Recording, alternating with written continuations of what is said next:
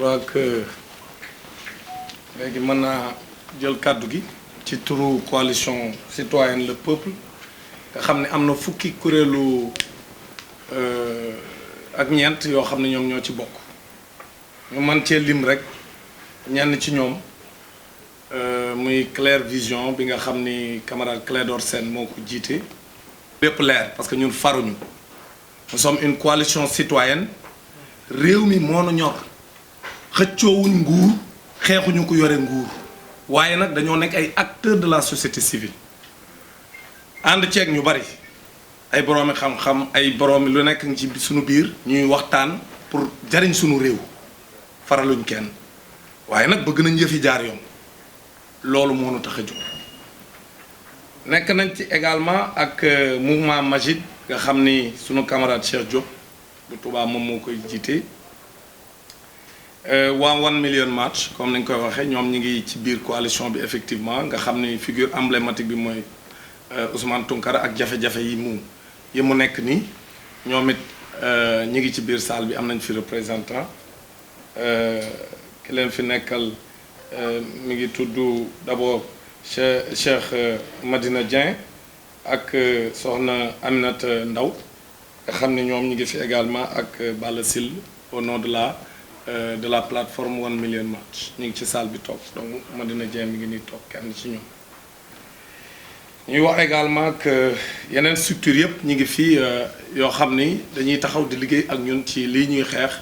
fukk ak ñeent yëpp ñu ngi ci salle bi mais comme man maay wax ci seen tour su ma waxee rek yóbbaale naa ñëpp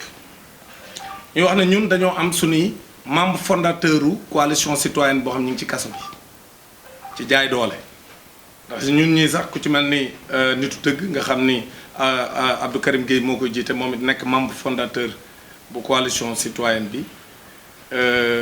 ñun jaay nañ ñu fi doole ba téye ñu fi en garde à vue ci loo xam ne dañoo taxaw rek di manifester ni dañuy dem manifester parce que préfet Dakar amul droit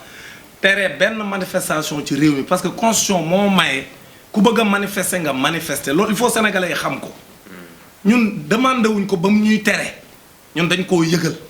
mooy déclaration de manifestation lañ def dem yëgal ko muy jaay doole comme ni ma ko waxee nekk ci mbedd Ndakaar yi di lambari loolu mooy dëgg mais bu ñu waxalee yàlla amul droit tere parce que constitution moo nu may ñun dañ koy yëgal rôle préfet Dakar du nekk ci mbedd yi di def maintien de l'ordre loolu jàng ko fenn loolu du rôle am moom rôle am mooy ni force de sécurité yi lii laa décidé ñoom ñu dogal lam décidé bu dee dafa bëgg ñu encadrer benn manifestation ñu dem encadrel ko bu dee dañ leen bu mu fi amee te loolu du woon yoon mu am ci suñu réew parce que suñu constitution moo nu ko may mais même fekkente ne du yoon sax même buy jalgati sax da leen a war a wax dem leen jalgati ji waaye moom day toog bureau parce que bu ñu teree nit ñi ñu manifester loolu jalgati yoonu réew mi la kenn amu ci droit kon nag ñoom ñooñu nga xam ne suñu ñaari camarade la muy une personnalité indépendante muy Assane Diouf nga xam dafa ñëw bi ñu créé coalition mu ñëw fekk suñu réunion ni moom bokk na ci en tant que personnalité indépendante mi ngi ci kaso bi ci jaay doole moom Assane Diouf beneen bi mooy le camarade Clédor Sène mi ngi ci kaso bi ci jaay doole moom it deful dara détention préventive lañ ko def dem fekk ko këram fanaan buntu këram pour mën koo jàpp ci fajar gi pour bu mu rëcc ku toog sa kër di nelaw ñu ñëw jël si la ciy caaxaan donc loolu lañ def Assane Diouf loolu lañ def Guy Marius Sagna te kenn mënta nangu loolu ci réew mi muy continuer dëgg mooy tax Sénégal dem ca kanam ñun nag li tax ñu teg suñu coalition bi ginnaaw bi ma leeralee moom président Ousmane leeral na ko man leeral naa ko bokkuma Pastef yoruma carte Pastef xawma siège Pastef fu mu nekk mosuma dem bureau mosul ñëw sama bureau c'est important ñu leeral loolu benn yoon lañ mos a toog boo xam dañoo waxtaan c'était presque 5 ans ci ginnaaw man ak moom ak El Malick ñu toog waxtaan entre ay jeunes yoo xam ni seen réew soxal na leen ca la waxee moom ne mi ngi doog a jot récépissé parti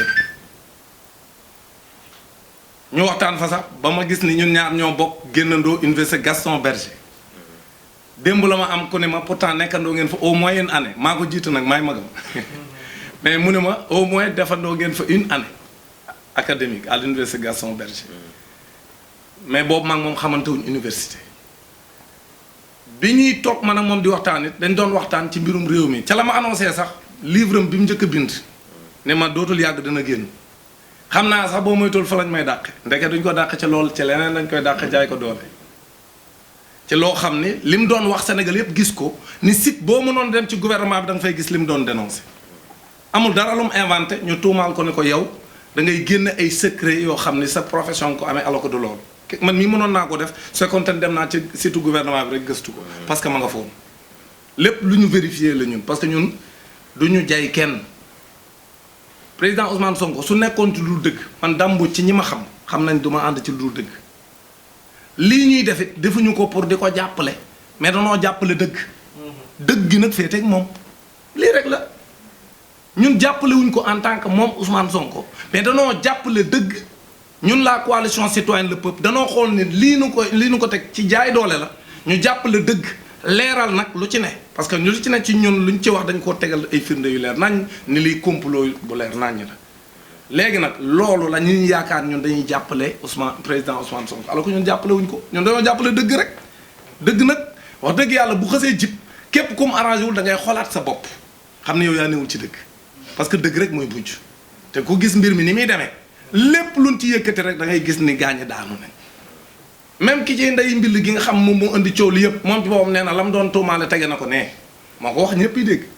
ci discours am ni pare na ci waaye nañ na nekk ci complot bi moom it ñu koy wax loolu loo xam pour yàq deru nit ñi il faut qu'on soit sérieux loolu moo tax ñuy leer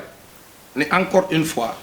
man comme ni mu ko waxee jour boobu ñu toogoon y a 5 ans ou 6 ans ñuy waxtaan ci mbirum réew mi muy yore ay projet am ni teg na parti am na récépissé mi et cetera loolu la boobu lañ mos a daje beneen bi mooy biñ ko jaayee doole à la fonction publique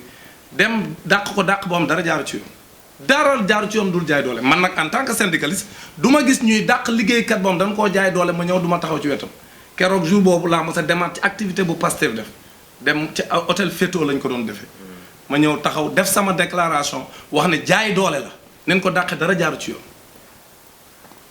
beneen ba mooy bi ñu xalif général des Mourides woowee waxee ni dafa soxla ñi nga xam ñoo ngi yëngatu ci mbir mi sama coalition ma dem fa au nom de la coalition man ak Mansour Mboup ñu dem tase faawaat ak moom parce que moom it bokk na ci ñi nga xam moom lañ convié woon ak ci réunion boobu mooy le vendredi il y a 10 jours donc ci réunion boobu la ñu xalif émissaire xalif bi sëñ Bass Mbacké Porokhane wax ni xalif général des Mourides nee na ngeen teg lépp ci suuf ñu wis ci ndox mu sedd parce que loolu moo gën ci Sénégal moo gën ci réew mi ñaan na leen ko nag may leen ko su ngeen ko mayee dana dem ñaan beneen boor bi muy président de la République ak ñem àndal ñu séq mbir mii bu ko defee parce que dossier bi comme je le dis et de façon très courageuse ci dëgg laa ko teg mooy man tuddewuma ko dossier Ousmane Sonko Adji Sarr mais moi je l'appelle le dossier Ousmane Sonko Macky Sall parce que c'est un dossier boo xam si politique bu ñëpp xam ci ñi ñemee wax dëgg c'est un dossier politique donc man loolu laa gëm ñun coalition bi tam loolu lañ gëm loolu nag bi mu ñu ko ñaanee ni dañoo bëgg ngeen teg lépp ci suuf ndax moo gën ci Sénégal moo gën ci yéen ñu may ko mu ne nag moom dina jël lépp dem waxtaan ceeg ñi mu ci war a waxtaanal pour lépp sedd ñu may ko mu ni ñoom buñ ko mayul dina yëgal Sénégal gépp ne mayuñu ko ñoo ngi yaakaar nag ku bëgg intérêt Sénégal fitna bi fi amoon ba fukki barkan ak ñeent rot ci kenn waratul ñaan mu am ci Sénégal te ñu ko provoqué ñun xam nañ leen parce que damay wax toujours ci samay sotti yi may def ne bu ñu waxee rek bi ci ëpp solo mooy yaa ngi convoqué nit ki ne ko da ngay dem wuy ji juge 8e cabinet mu ànd ak ay avocat ak ay nitam na ñu koy gunge ay jagañaaleem di ko gunge nga ne ko du ngeen jaar fii wii yoon wee yoon ngay jaar provoqué ko tas marche bi tas cortège bi nga xam ñoom defuñu woon dara sànniwuñ xeer saagawuñ defuñ dara dañoo ànd ak seen leader bu nu woo looloo fi mos a am man bi may nekk étudiant booba à l'époque ñun danoo faawoon Ablaye Wade bu mu ko daan woo Abdou Diouf bu ko daan woo ñun ñëpp ko daan dar ànd ak moom point E ba tribunal mais Abdou Diouf toog ca biram di ko muñ ñuy def fukki waxtu ak juróom fukki waxtu ak ñeent Abdou Diouf di muñ xol bi jeex mu koy muñ mais président Macky Sall ne moom du muñ gis président Ousmane Sonko ne ko doo jaar buntu université pour étudiants yi babbee ko ànd ak moom loolu la ko doon xañ mais loolu nag dafa am galgal bu ci am parce que ñoom bi ñu daggee cortège bi ci digg tali bi ñëpp di ko gis préfet Dakar ni rëcc ca digg ba bañ defee loolu danoo jël président Ousmane Sonko yóbbu ko à la section de recherche lu tax yóbbuwuñ ko directement ci juge yi seen cabinet de loolu ko taxoon a jóg pour woon leen ni tappale yi dafa bari booba nag man jàpp naa ne la yàq mbir mi mooy dañoo yaakaaroon ne fa mu taxawoon ne demoon foofa lay taxaw mais ba mu ne samay kilifa ñaan nañ ma sama sëriñ ñaan na ma samay nit ñaan nañ ma certainement ay avocat am digal nañ ko mu ne léegi damay dem naam xam naa ne ñee may dem wuti jaay doole la ñuy def mais yoon taxu leen a jóg mais loolaa yàq plan ba kon nag man jàpp naa ni coow lu fi am Sénégal looloo ko indi maanaam loolu bokk na ci li indi coow ci réew mi kon nag ñun duñ fi nekk di wër-wëral ñun leen jàpp mooy ñun coalition citoyenne ay kuréel lañ yoo xam ni kenn bokk ci Pastef ñun dañoo taxaw di xeex pour réew mi parce que ñun ñi nga xam ni ñun ñooy société civile suñu rôle mooy ñu encadrer le processus démocratique ba nga xam ni dañuy encadrer les libertés ñun ñun loolu mooy suñu rôle maanaam fexe ba réew mi duñ fi jaay doole kenn fexe ba réew mi élection bu fi amee mu jaar yoon duñu boddi kenn ku ci war a bokk fexe ba képp ki nga xam ni dangaa am àq ak yelleef ci réew mi ñu jox la ko loolu mooy rôle société civile maintenant nag ñun comme ni nga ko waxee président Ousmane ñun kenn duñu terroriser naan ñu voilà yow Dame Mbodj secrétaire général de syndicat nga yamal ci njàng mi rek bul wax ci leneen yow médecin nga yamal rek ci faj say malade yow marabu nga yow nekkal rek di wax waxu diine bul wax leneen léegi bu ko defee di ñu diviser bu ko defee duñ booloo pour intérêt Sénégal man loolu kenn du ma terroriser ci loolu dama nekk citoyen sénégalais lépp lu xew ci réew mi intéressé na je ne suis pas partisan nag parce que man samay texte syndicat moo may tere far ci tel parti dem jël kartam di dem ci réunion loolu dañ ma koy tere wuñ ko nag samay militant mais man awma droit def loolu ça ne veut pas dire que du ma am droit di wax sama xalaat ci réew mi ni muy doxee moi je ne suis pas partisan mais je suis éminemment politique tout ce qui se passe dans ce pays m'intéresse loolu il faut Sénégal yëpp xam ko kon nag comme xam naa loolu man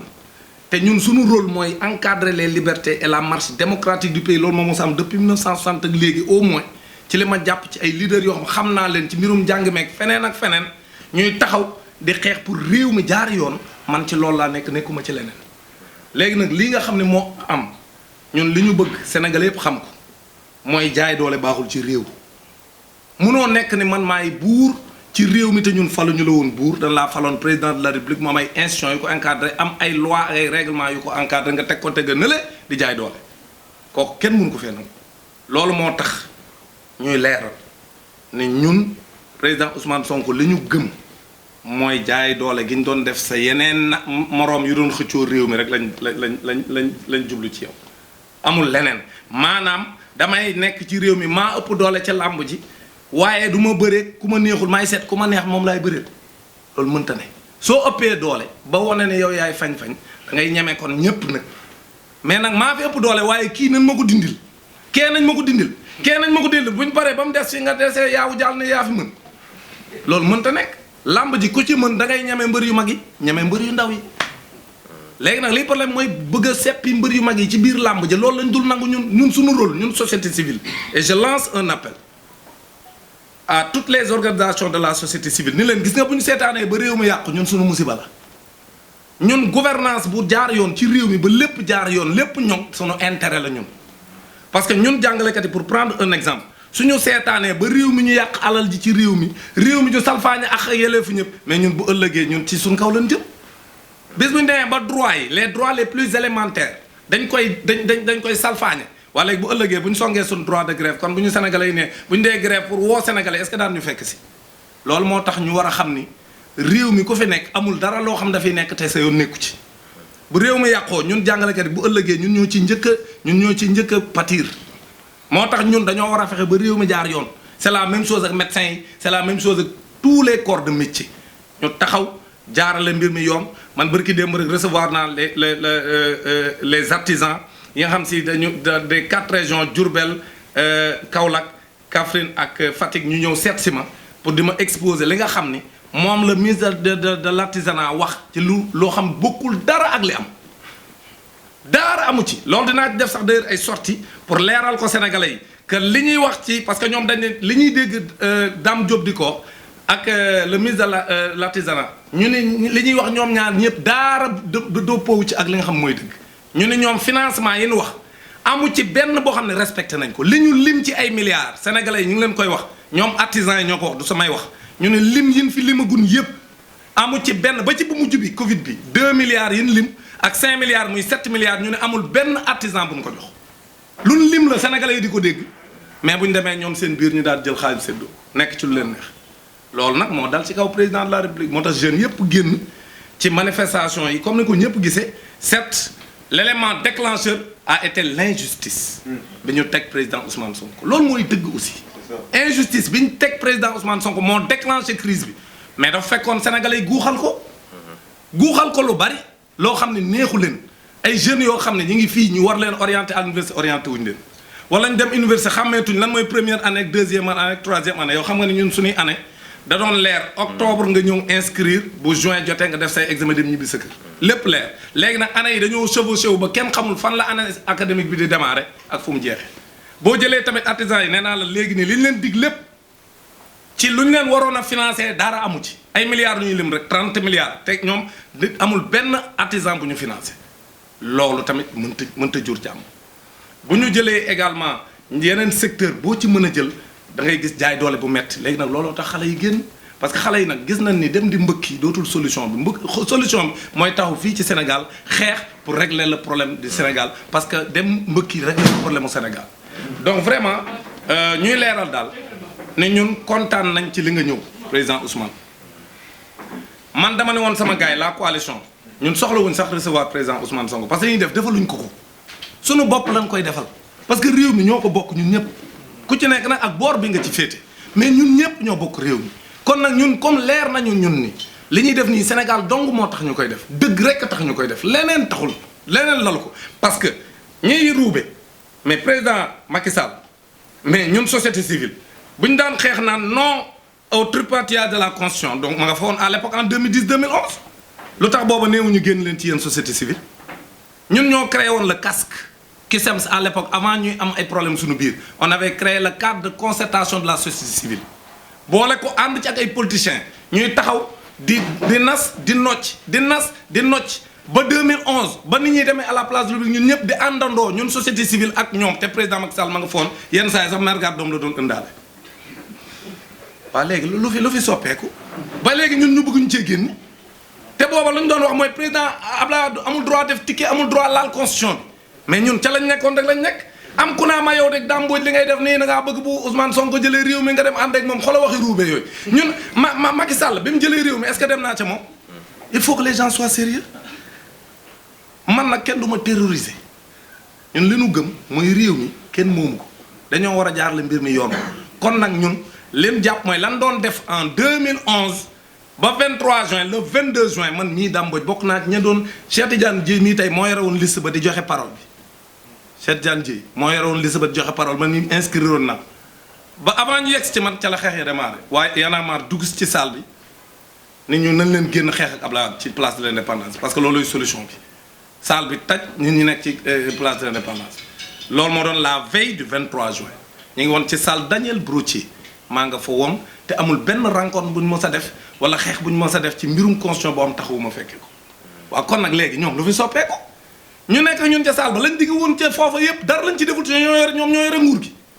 lañ waxoon teewoon ak ñun société civile dara lañ ci deful léegi nag ba noppi tey société civile taxawaat ñun non yéen vous êtes des politiciens encagoulés léegi génn leen seen yoon nekku ci mais suñu yoon a ngi ci biir parce que ñun suñu intérêt mooy réew mi nekk ci yoon jaar yoon lépp jaar yoon ci loolu lañ nekk te mosuñ cee jóg ba le 23 juin ñu xeex ba tey jii réew mi soppeeku te moom président Macky Sall bis bi ko Macky Sall di jaay doole man damay jàpp ni fa laay daanele moom day fàtte li ko fal sénégalais bëggul injustice aujourd'hui soo xoolee l'élan populaire bi ànd ak président Ousmane Sonko c'est parce que dañ sénégalais noo gëm dañ ko jaay doole sénégalais bëggul kuy néewal nit doole te sénégalais yépp la leer gis nga la justice est rendue au nom du peuple justice c'est rendu au nom du peuple président Ousmane le peuple t'a déjà blanchi c'est ça la vérité loolu mooy dëgg la justice est rendue au nom du peuple ku ko wet journaliste yi may dégg mën nañoo def seen ni ngi koy def sax seen i micro trottoir laaj sénégalais yi ñu ne lii gëmuñ ci dara gëm nañ ni ab politicien buy jaay doole moroomu politicien la waaw loolu mooy dëgg kon nag comme sénégalais yi ñoom moom réew mi te sénégalais yi ci boppam ñoom ñëpp d'ici et d'ailleurs de la diaspora ñoom ñëpp ñoo gëm ni jaay doole bi dafa war a dakk te lii jaay doole dong ak bëgg a faagaagal koo xam ne yaakaar nga ni dalaa nar a wutu waaw léegi kon kay mbir mi leer na li kenn mënu fee wax leneen dul lii maintenant nag comme ni ma koy waxe dangaa daanu ba jël bi leer nañ nga koy jéem a rafetal mais da ngay mujj ne lañar rek daanu ba ne lañar xam nga loolay problème bi léegi nag ñun bu ñu sañoon du fa àgg parce que comme chefs religieux yi ñaan nañ ñu teg lépp ci suuf suñ sañoon lépp daañ ko teg ci suuf ñu xam ne Sénégal lii fi jaar coup politique yàgg na am maanaam mbëkkante ci politique yàgg na am Sénégal depuis 1962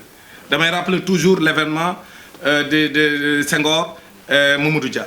ku ne gis na li fi xewoon Senghor taxaw ni Mamadou Dia da koo bëgg a coup d'état tuumaal ko coup d'état daa dem tëj ko kaso jaay ko doole te ñëpp xam nañ ni France moo lënkaloo ak Senghor ñu coup d'état Mamadou Dia par rapport ak projet bi mu doon porté et le président Ousmane Sonko ku gis keroog xale yi li ñuy wax xam nga ñu bëri ñu ngi dégg extra xale yi bi ñuy manifester koo ci déglu li muy wax danaan le président Ousmane Sonko symbolise l'espoir le président Ousmane Sonko symbolise l'espoir projet bi muy porté moo tax xale yi topp ci ginnaaw du jëmmu Ousmane Sonko moo leen intéressé mais li Ousmane Sonko di incarné. ñëwee moom la bëgg a soppi réew mi looloo tax nit ñi am yaakaar ci moom te réew nag yaakaar dong la nag nit ñi dañuy am ci yow yaakaar léegi nag yaakaar googu su fekkente ni moo gën ci Sénégal yàlla na ko Sénégal dund. ñun loolu lañ gëm parce que réew mi ñun ñëpp ñoo ko bokk. léegi nag ñun dañuy sàkku ci président de la République ak justice am bii que nañ libéré sunu gars yi ñu téye ci kaso yi franchement loolu dafa war arrêté. ñu ngi exiger leur libération ñu libérer ñi nga xam ñoo ci gën a fës du ñoom kese mais ñi ci gën a fës mooy le camarade Clédor Sène le camarade Guy Marius Sagna ak le camarade Assane Diouf ñu boole ci Abbas ak Birame Souleye nga xam ne ñoom ñëpp ay kilifa lañ yoo xam defuñu dara loolu mooy dëgg détention préventive moo war a jeex Sénégal loolu c'est inacceptable en 2021 que ñuy nekk toujours dans des détentions préventives donc loolu mënul nekk donc loolu ñu ngi koy demander ci bu ñu bëggee jàmm ñu libéré leen nu mu gën a gaawee ñun nag comme kilifa diine ñoonu ñaan may nañ leen ñu ngi toog leen déglu mais bëgg nañ ñu génn beneen bi mooy lii ñuy ruumandaat ci Ousmane Tounkara démb ñun coalition bi def nañ une déclaration envoyé nañ ko les autorités américaines dinañ on a demandé à ce que ñu déposer une demande d'audience auprès de l'ambassadeur des États-Unis au Sénégal pour ñu dem tamit jébbal ko suñu bataaxal pour wax ko ne ko Ousmane Tounkara mënuñoo gëmloo communauté internationale bi que c'est un terroriste Ousmane Tounkara n'est pas un terroriste Ousmane Tounkara du terroriste dafa toog États-Unis di xeex pour réewum jëm ca kanam comme ñun ñii niñ koy defee Sénégal deful leneen maintenant nag nit mën na xalaat ni waroon na waxe nii ak waroon na waxe ne mais délit d'opinion bu mënoo ko cee basé pour wax ko ne yow terroriste nga c'est-à-dire nit ki mën na juum ci ni mu waxe bu dee juum am na mais nag wax dëgg yàlla di profito ci ay situation pour naan kii naa ko taxé de terroriste pour andi ko comme ni ñu defoon Assane Diouf loolu la ñu wax ñun dem suñu déclaration wax nañ ko les autorités américaines ni leen Ousmane Tounkara liñ def Assane Diouf lañ ko bëgg a def dem jëli ko États-Unis andiwaat ko Sénégal jaay ko doole jiñ ko terroriste alors que ñooñu ko koy jiñ xam nañ ne Ousmane Tounkara du terroriste kon nag ñun la coalition nous restons solidaires ak Ousmane Tounkara pour wax ni nañ bàyyi doomu jàmbur mu kon na liggéeyam ñu bàyyi ko mu kon na liggéeyam moo gën ci ñoom gën ci Sénégal parce que doomu Sénégal fu mu mën a nekk rôle président de la République mooy mu aar doomu Sénégal yi ak fu ñu mën a nekk ci àdduna bi kon nag vraiment loolu aussi ñi ngi koy leeral ni dinañ ci taxawaay bi ñu ci war a taxaw ñun la coalition citoyenne en tant que nit koo xam ci ñun la bokk même bu fekkee bitim réew la nekk pour que ñu bàyyi ko bunduxataal boobu ñu koy def te Sénégal moo nekk ci ginnaaw di ko jéem a jiiñ terroriste et dégg nañ ministre de l'intérieur bi même sénégalais yi doon manifester fii mu tudde leen ay terroristes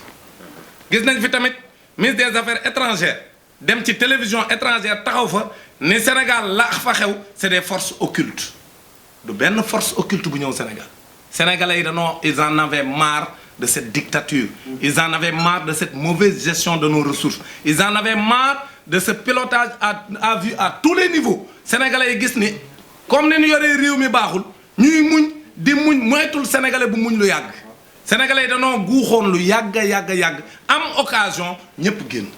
léegi nag moo tax man pour man nañ fexe ba lii nga xam ne mooy sànkar si diggu sunum réew ñu yemale ko fi jàmm ne ñooy ñu teg réew mi ci yoon ñun nag ñu continuer nag di xeex pour les libertés